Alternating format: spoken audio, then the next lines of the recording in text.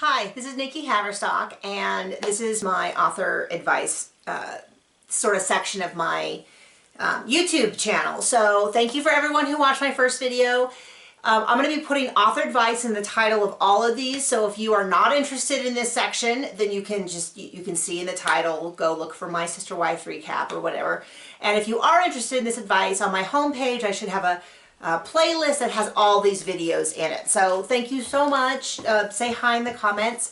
I've decided to talk about kind of a defense of free ebooks. I have no idea on AuthorTube what the general consensus is, but this is coming from something that I was trying to think of, like, what do I feel passionately about that I have seen in other places like Twitter and Facebook that I think I have some valuable insight on, or something that I can share. So first off, and I'm going to really beat this drum endlessly, which is this advice might not work for you, and that is okay. There's nothing wrong. I'm not saying that you're an idiot if you don't follow this advice. I'm not saying that you're doing your business wrong. You, especially if you self-publish, you are the master of your career. That's the reason we self-publish, is so that we can make these decisions for ourselves and find out that with our what do our readers want. And I write cozy mysteries. They're very, I call them wholesome murders. And they, they do have a little bit of drinking, a little bit of flirting, but in general, I would say that they're kind of right down the middle of the cozy mystery genre. That is just who I am. I don't enjoy excessive gore. I don't want the dog to die. I don't want to have, I have crippling anxiety on my own. I don't want that from my books. That is what I enjoy. So my readers might be different than yours. If you're doing a gritty epic fantasy, I can almost guarantee that the overlap between us is going to be pretty minor. So if this does not work for you, then I understand, and more power to you to follow what you want to do. But I want to talk about the free ebook, my attitude around it, and the results I've seen, and maybe I touch a little bit on why some people might say that it doesn't work. So I will say that this advice is particularly useful for someone who has books out in a series, probably at least 3 books out in the same series. And you'll kind of see why. So the theory behind free ebooks, is that you give away your ebook for free. Readers find it, they read it, they buy the rest of your backlist. That's how you make money on it, is that you hook them with usually the first book. I sometimes will do and this I'll get into, I rotate through almost my entire backlist, except usually the last book in the series, unless it's been more than a year. After a year, I kind of feel like if you were going to buy it, then you've already bought it. In terms of, I've never really gotten a complaint from someone. Well, I shouldn't say I have never gotten a complaint from someone who said, I just bought this book and now I see it's free. If they did, I would just say, hey, no problem, here's a link to a different free book. That's just how I work. Or I just say, I'm really sorry, or, join my newsletter. Because I give away, virtually every week I give away a free ebook. So I have 14 books, that's 6 in a series, 6 in a series, 2 in a series, 5 in a series, 1.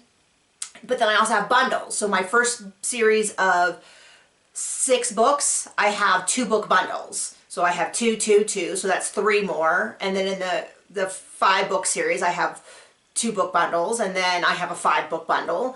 And some of these series, like the first series, I haven't released in 3 years. So all of those books I'm giving away for free at various times, and I have hooked a lot of readers. And part of this comes from, we are in a different time. When I last lived someplace that had a bookstore, so I lived in a very rural community that had no bookstore for a long time. But before that, when I was reading only paperbacks, I used to go to a used bookstore, and what they had was what they had. And they were $2 a book, and I would buy hundreds of dollars worth of brown paper bags full of used books, and I would read everything. I read across all genres. I am no longer that reader. I'm now very specifically in clean. Cursing doesn't really bother me, and on-page sex doesn't really bother me. Specifically, I don't want excessive gore, torture. I won't do anything with kidnapped kids, kids in peril. I'm just sort of, you can call me a wimp and that's fine. And I totally respect that. That's not a value judgment on if you read different things. I am just this open nerve that just cannot handle that. That's some of the things in my life, having a child, we've had a really rough couple of years. There's just a lot going on. That's just who I am as a reader. Okay, so, but what I can tell you is that when I switched to ebooks, I got burned a lot. Shiny covers with, I'll get into what no editing means, but when I got into the content, this is not what I want. This is not what I felt like I was promised in the blurb or the cover. Books that, I don't know how quite to say it, but we've all been burned by paying money for a book and then finding out it's not exactly what you expected. And so the free book helps, and I'm not the only reader who feels that way. There's a lot of readers who are very cautious, and things you can get over that are word of mouth. If everyone is talking about this author, sometimes you see USA Today, author, and you go, oh, it must be good. That's a whole nother thing, but a really cute cover, a really great written blurb. Maybe I don't read samples very often, but a lot of people do. They read samples. And so, but the free book is a great way to find out. This is a great way of being like, okay, we're going to go on a test date first, and we're going to find out if this is what I'm interested in. You can have perma-free, which means that the first book in your series is always free. It's going to be like that for weeks. And the only way to do that is to be in wide distribution, which means that you are available on multiple vendors, because you have to set your price to 0 on one of those vendors to get Amazon to price match. So you can have perma-free. I am in the Kindle Unlimited program. That is just where I have been able to make my money. And for that, you get, for every 90-day cycle, you get 5 free days, and I rotate through them. I have enough books in my catalog to where I can rotate. I can use like 2 or 3 days every week. And every single week, I send to my newsletter, I will say 3 out of every 4, I will send them a free book. And I will say, here's a free book. I usually get about 200 to 300 downloads from my newsletter every time I do that. Now, some authors have very strong feelings about that, and they say, oh, those are just free seekers. I don't want those people on my newsletter. And I feel very differently. This is my choice to put my books up for free. I've truthfully never had anyone reach out to me and say, you need to put this book for free. That might just be because I'm not at that success level to where people are doing that. It just could be luck. I don't know. But I do that almost every week. If I have some big news like a new release, a cover reveal, a particularly good promotion, I won't put that in because I want like the main big thing to be that. But I am the one who chooses to give away my books for free. So why would I resent when people download them? They're doing me a favor. They're improving my rank. If you believe that rank improves visibility, which depending on kind of your school of thought on how the Amazon algorithm works, you either might feel that or you might not. But what I see is that when I run, if I have a book for free and we get called organic downloads, which just means people who stumble across it and download, I don't advertise it or anything. If I look at that number and then the next day I advertise it to my newsletter and I see how many people clicked, and then I look at how much above that how many additional people download it, I will usually see that additional number is bigger than it was with my organic. So for me, I think there is something to be said for if more people download the book, more people find it.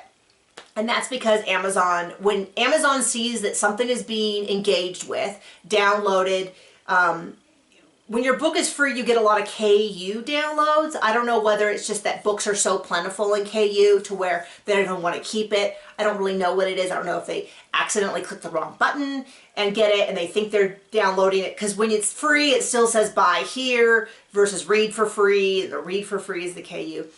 Anyway, now I will say I have a very large newsletter list.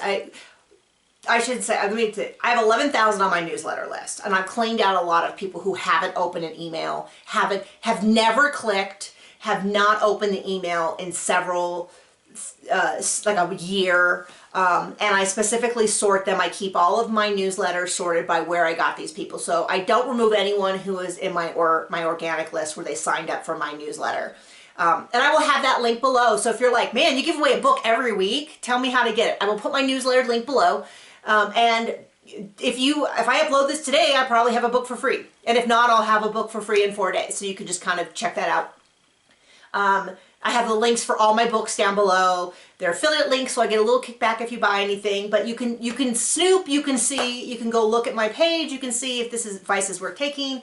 But so anyway, my point being, it's 11,000. It's not all fluff. But I don't have a problem. We tell people as authors, don't pirate us. This is so harmful. There's all these free books, but then some people seem to be kind of like resentful that people download it. If you want to get on my list and you want to download my entire backlist for free, have at it. I do not mind. For me, it's a perfectly fair trade. I'm super happy to have those subscribers. They improve my rank. Maybe they become real fans and join my ARC list. All of that. So, but what I do see from I'm getting all wound up here. What I do see is that this works. This works for me because every week I have my free days and then I see a small bump in my sales. And you can see it because let's say I put book 2 for free.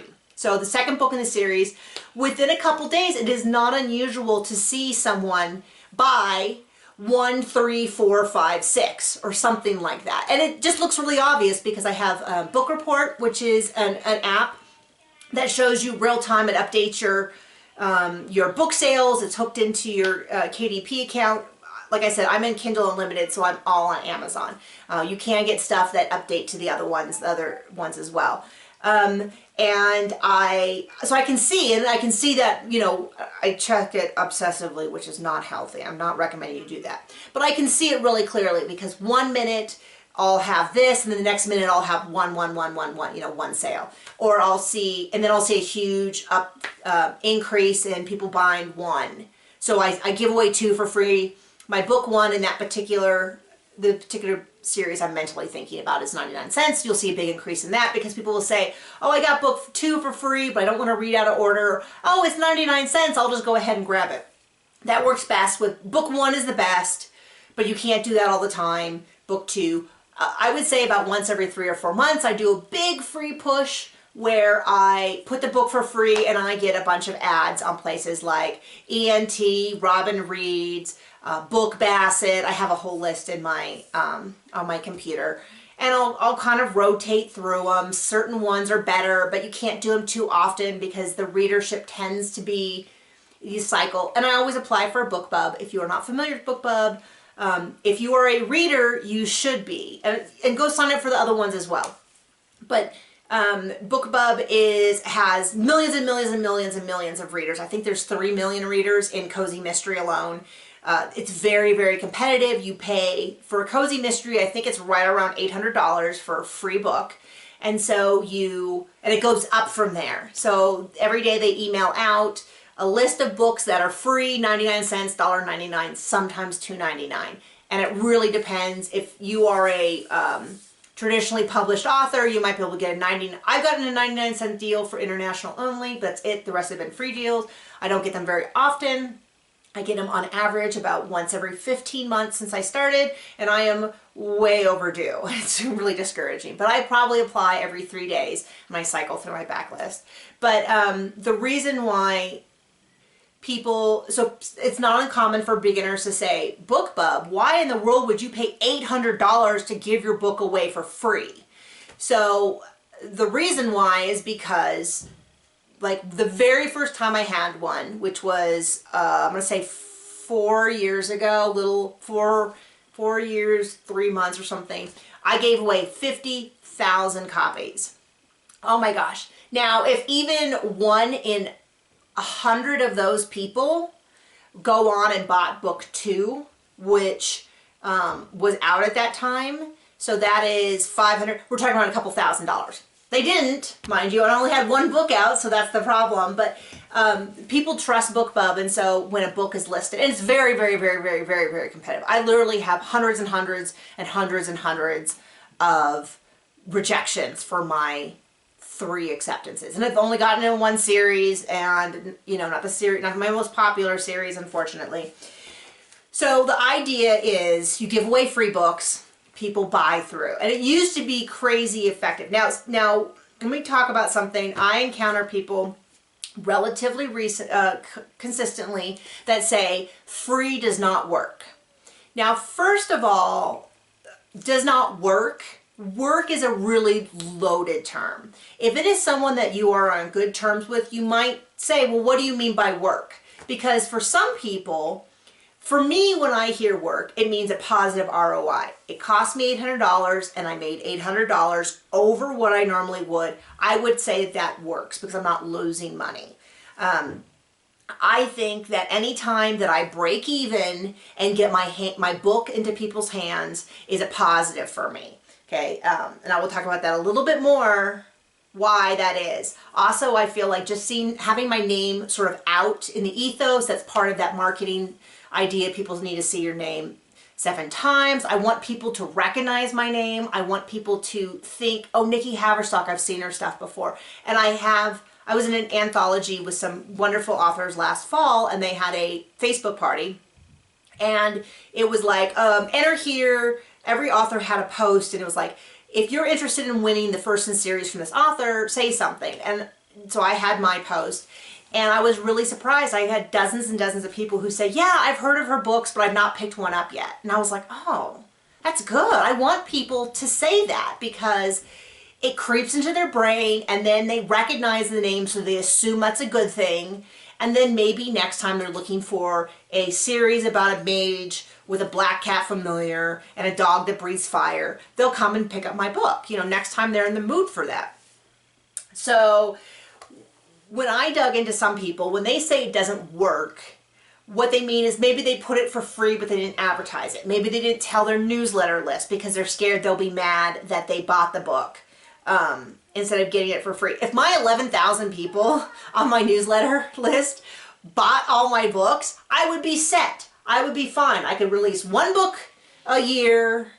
Okay, we'll say 2 books a year, and I would be fine. I could pay all my household bills. So obviously, before you make the jump, they are not all buying my books yet.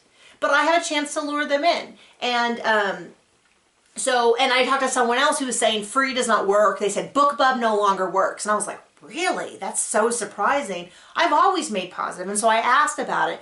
And the response was along the line of, this was an author who'd been in the industry since 2011. Their response was, yeah, when I first did Bookbub, I made $10,000 a month. And now I don't make that.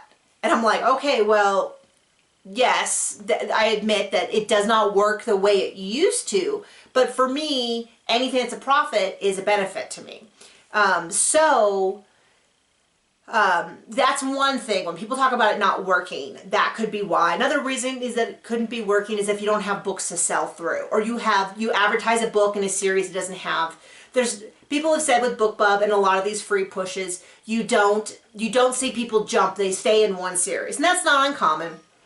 What I have seen more and more is people who will read all in one series, and then all of a sudden one day all of another series will sell, and then a week later all of another series will sell, and you'll see it because it'll be like 1, 1, 1, 1, like one sale in book 1, 2, 3, 4, 5, 6.